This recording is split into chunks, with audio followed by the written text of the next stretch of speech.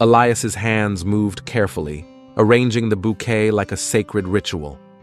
Today, he would visit the place he had long avoided, and Pixie, ever faithful, already sensed the weight of the day. Jana offered a quiet nod, understanding the journey ahead. "We'll hold down the fort," she whispered to Daisy. Pixie stood ready, the tiniest guardian with the biggest heart. The road twisted like the thoughts in his mind.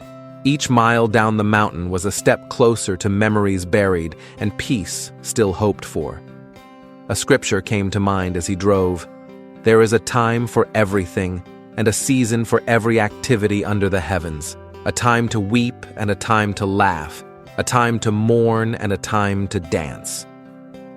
Ecclesiastes 3:1-4. Gravel crunched beneath their feet as Elias entered sacred ground. Pixie's soft steps mirrored his solemn heart, steady and unshaken.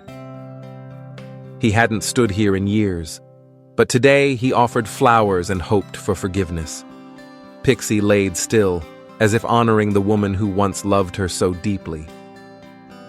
His daughter's name carved in stone, a wound time could never quite close. Pixie rested at his feet, bridging the space between grief and grace. Laughter echoed in his memory, his little girl, arms wrapped around Pixie, sunshine caught in her curls. Love like that never leaves, it simply transforms.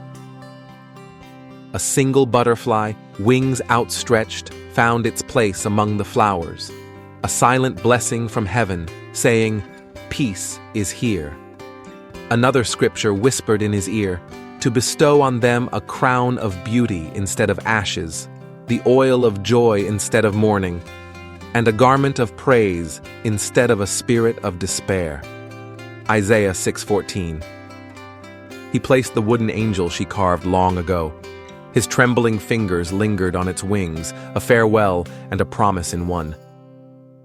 They walked back lighter, not because the sorrow had vanished, but because it had moved over and made space for peace. With every curve in the road, the burden was eased. Elias drove on, Pixie at rest, two hearts finally breathing.